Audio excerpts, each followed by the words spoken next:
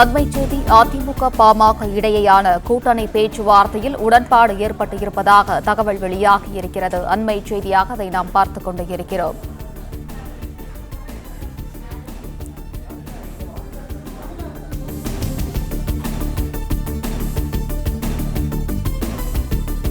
அதிமுக பாமக இடையேயான கூட்டணி பேச்சுவார்த்தையில் உடன்பாடு ஏற்பட்டு இருப்பதாக தகவல் வெளியாகியிருக்கிறது. இது குறித்தான முழு விவரங்களுடன் இணைகிறார் செய்தியாளர் வினேஷ். வினேஷ், வணக்கம். விவரங்களை பதிவு பண்ணலாம்.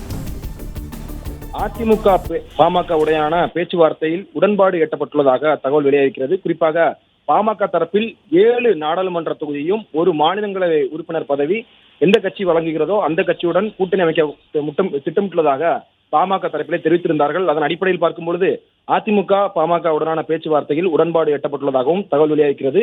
இன்று அல்லது நாளை மாலைக்குள் கூட்டணி இறுதி செய்யப்படும் எனவும் தெரிவிக்கப்பட்டிருக்கிறது. குறிப்பாக முன்னாள் முதலமைச்சர் ஜெயலலிதா பிறந்த நாளை முடித்துக் கொண்டு இன்று மாலை சேலம் செல்ல திட்டமிட்டிருந்த எடப்பாடி பழனிசாமி அவர்கள் தனது பயணத்தை ஒத்திவைத்திருக்கிறார். அதே போல தேமுதிக 3 நாடாளுமன்ற தொகுதிகளை ஒதுக்க அதிமுக சம்மதம் தெரிவித்ததாகவும் கூறப்பட்டிருக்கிறது.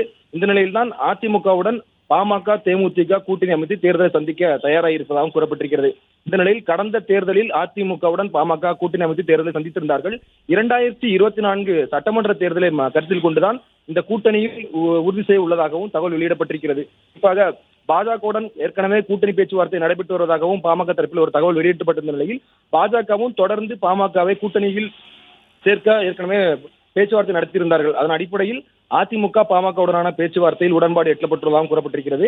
இன்று மாலை அல்லது நாளை மாலைக்குள் கூட்டணி உறுதி செய்யப்படும் எனவும் தகவல் தெரிவிக்கப்பட்டிருக்கிறது.